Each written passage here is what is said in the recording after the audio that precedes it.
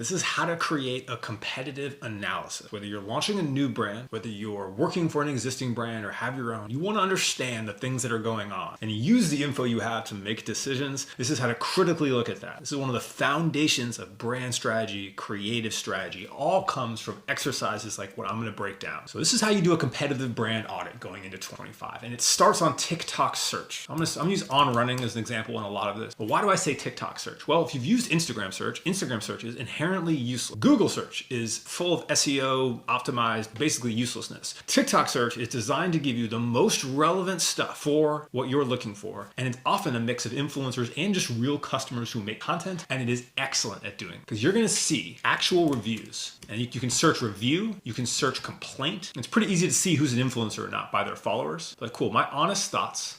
She's got 50K, so lightly influential, but not too influential. You can see if it has a sponsored tag or not. Worth it. We're going to talk about it. I purchased. But you can start going through, and sometimes it takes a minute to go through like dozens and dozens. You can go through everything from these 2.1 million view videos to 100K to 5K. You can find anything that you want on here for reviews for specific items. You can look at complaints. So many people are complaining that the viral. And you can hear what actual people are saying about a product and describing it directly and see the feedback for it. And I cannot represent how useful this is. So if you're a brand and you haven't done this yourself, very useful process to go through to see what people actually think of your products. Second, for competitors, why I like searching complaints and reviews is anything they call out that is bad. So for instance, if they're like, hey, this has this allergy effect or can, the ashiness can overpower the pigment, whatever it is, that is now a development point for your company. If it's a big enough problem enough people talk about, you can focus your products on solving. And this is huge in any niche where you're trying to build something. You can also see the marketing. You can think about which of these is seeded, which of these is real, what of these videos are viral and why, and then begin to make a strategy from that. So the other thing I like to do with this is you can make briefs from it. So you can see, wow, there's viral videos about on running. Like there's not a lot of viral stuff in this top search, but if you start to find outsized results, like, okay, this is someone who has 60K, but he made a video that has hundreds of thousands. And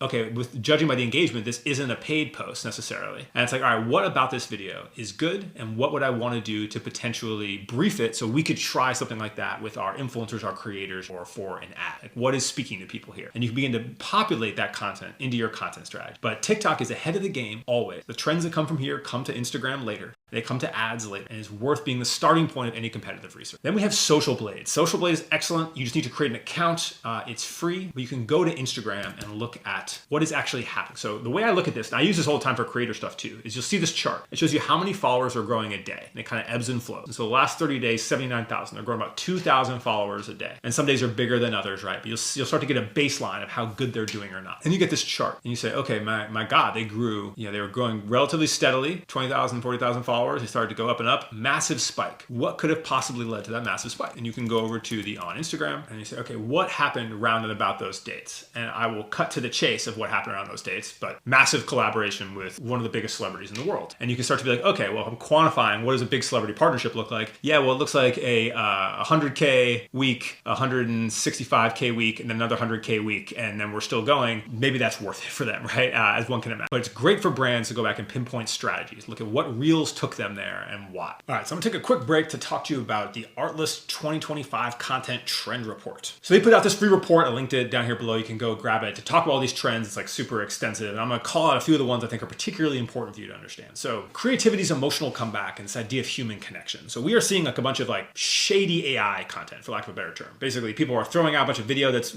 mediocre. They're using AI to write scripts that are bad. There's just a lot of drivel that's out there in the content. But the stuff that's standing out is this like emotional driven content. It's things that feel and give access to the human experience. You've seen this with content like Maximize, where people are basically making short films that make you feel something incredible. And the second one I want to talk about is influencer collectives and creator collectives. This is something obviously you've seen me working on with the Brand Brothers, with Ashwin and Jordan and I, and then also the fact I sell Cut 30 with Colin Lamforce and Alex Garcia. These are people that I do business with and work with. And this is how a lot of creators are going to function going into next year. I think almost have to, because there's tons of influencers and people rising fast that can do the same brand deal as someone else. But if you have a group where you can work together to understand understand trends and offer bigger things to bigger brands and make newer and exciting content and build like a narrative in a world around all of you acting together. This is how influencers and creators need to be thinking. And this applies to brands too. How can you be doing this collaboratively with all your creators to tell a story bigger than yourself? And the last trend I want to talk about that's super interesting is around age inclusivity. A lot of us who are working on content for so long on TikTok, on Instagram, on YouTube, you're talking to younger people, everything's nuanced, it has all this internet nomenclature, and you're making things for people of the younger demographic. But that is not the case of who's actually on these platforms and consuming, especially short form video anymore. It is now a completely wide range. So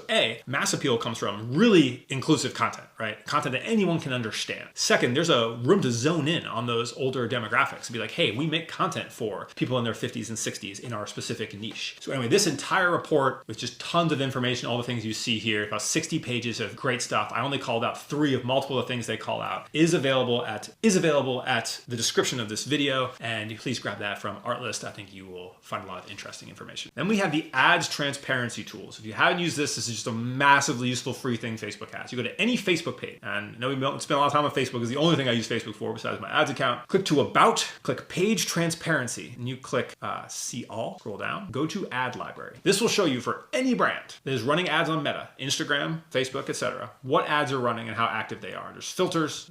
My filter set to active, and you can literally see the creative that they're running, reels they have, etc. And so an interesting one of this, I use to bring up a lot in conversation is Cole Buxton, because they run a majority of their organic posts as ads as well, which is something I do on my page, on my brand page, not my personal page. You can start to see, there's some brands that have a strategy of just running a ton of ads. There's some that run some ads and they run some of their reels. There's some that do both, and you can begin to look at like how many creatives are they running. And amount of creative is interesting. They're running 34 ads right now. That's not that many ads. And you can then go back to the oldest ones. All right, this has been running since October. They don't have a bunch of these are all relatively newer ads. It means they don't have any kind of long-term high performers. But then let's pop over to Represent, for instance, 500 results. So this is more typical. Any brand that's kind of growing and in that like million plus a month range is probably running 500 to 1,000 plus ads. It's a shitload of creative. But like a lot of the brands that are really doing it are running that many ads. And you'll see tons of reels. They have tons of stuff. And if you scroll back, they have old winners in their ad accounts. They're still populated, right? You can see they're still running stuff from September that's working for them. But you can basically go through all of these, click the creative, see what they're doing, and get creative ideas for your brand if you're in the same. I'm not gonna wait for that to load. You can say, oh man, some of these are running since August. And yeah, and stuff that's running way back is probably stuff that has worked for them, and so is worth working on. And you can also see, oh cool, they're running a bunch of ads in German. And you begin to understand people's strategy. And so I use this a lot just for creative ideas. What are people running as an ad? How is it different than their social feed? Extremely useful tool to have in your toolkit to understand what people are doing and the scale they're doing it at. Like you may think if you don't have it, you're not discerning on what's happening, you'd be like, hey, those 2 brands that I just looked at are relatively the same size, somewhat. No, Represent is on a tear and in a significantly bigger category. Similar toolkit. This one you have to pay for the good access, but free access has some of it, is Mill. We'll just keep on our Represent angle here. Brand I respect for, Represent Glow. Mill lets you look at any emails that people are sending out. So if you're doing competitive for email, first thing you can do is sign up for the list. So you can see what automation they give you. Are they sending you automated emails after you sign up? Onboarding email, additional sales, additional info. You'll learn a lot from that. Add items to your cart and see what their abandoned cart flow is. Is it 1 email? Is it multiple emails? What level of discount are they putting out there? If you tally all this stuff up, say you just took all this stuff and you have a boss or you're starting a new company, you're trying to get investment, and you're like, hey, I did competitive analysis and I went through and I found here's the 10 pain points people are talking about on TikTok about our brand and about the, and for our product I think we should do. Okay, and then here's the social content strategy. It's really worked for these brands. Here's their 2 peak points where they gain this many followers, and here's the content that helped jumpstart that. Okay, and now here's their top performing ads they've been running the longest. Here's 4 creative ideas I think I want to do based on a successful creative other people in our niche are doing. Okay, then here's the exact email cart abandoned strategy. They're doing 20%. I think if we did 30%, it would go even better. And hey, they're not using email automation, but we really should use email automation. And then start looking at the campaign. You start putting that info together, you're knocking the socks off anyone that, there people are not used to people working that hard or having that much info. And then you become the person with all the context, right? I have all this context because I'm doing this constantly. Whenever I go do I have 3 brand workshops coming up of some variety. I'm going to go research this beforehand, right? Like I have one for like a major handbag brand where I'm going to go find out everything they're doing, everything's in their niche, and I'm going to come fully prepared with that. And that's just a toolkit I have to talk about stuff in my videos, to be intelligent in other conversations by diving in on stuff like this. First is here's all these Represent emails, and you can access up to 12 months if you create an account. Obviously, I'm just browsing through this here, but look, they have 1,000 emails that are in Mill. Shows you how frequently and how often they're emailing, and you can actually go in and click it and see anything that's happening. And then by far the most useful, and this is paid. I've done a bunch of sponsored short form content for these guys. This is not a sponsored video at all. I use this app all the time, but this is Particl.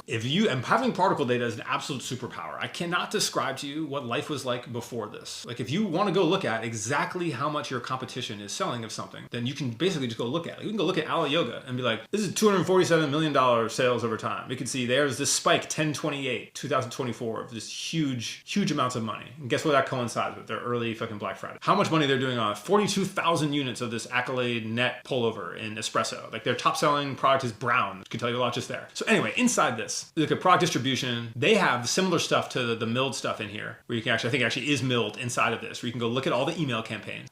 You can see discounts. Another one I like to pull up, I use a lot when I talk about discounting, is Crafted. Crafted is a really interesting one to look at.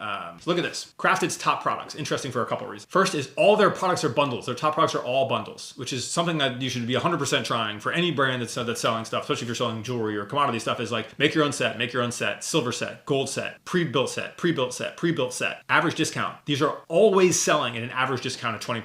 So there's a price perception thing they're doing constantly where they're like, hey, you can get a deal on this. They're pushing deals, whether that's coupon codes, that's live, they're running sales all the time. And you can see that's a strategy. Like the two core takeaways from this, if I was going to sell men's jewelry, I'd be like, I need to be doing sets. I need to be offering discounts like extremely regularly. They don't have to be huge. They can average out, whether that's a bunch of 25 and 30% that I offset with a lot of always regular pricing, or it's like a constant 20%. That's the kind of info that you can pull around this. And you can also break down stuff like color. Basically, it's like, okay, silver and gold are basically at a 1-to-1 ratio for these guys, which is super interesting, right? Like you may think that one might be bigger than the other. And that same thing for colors of different products that you may want to sell. So for instance, we look at Represent here. You can see the best selling products, higher price product. I can go down to color and be like, yeah, guess what?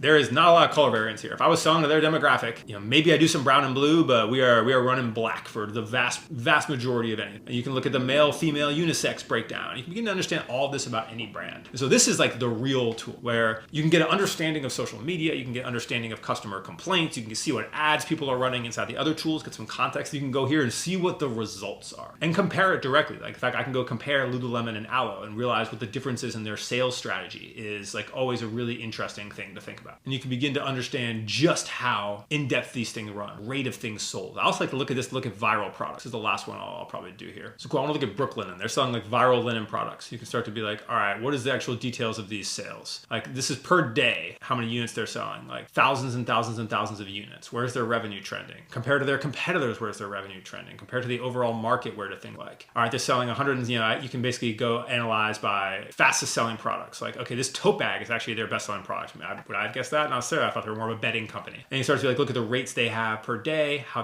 the revenue of some of these products differs from the rates sold. And again, I would say this data is like, nothing's ever going to be perfect. Let's say it's directionally correct. Let's say it's 90%. It's probably better. Maybe it's 85. You at least get the idea of like, what is the sale? But it gives you an idea of all the things you can do to run one of these competitive analyses to understand the things that are happening. So your homework, I'm trying to add this into as many videos and email stuff as I can, is go do something like this for one of your brands.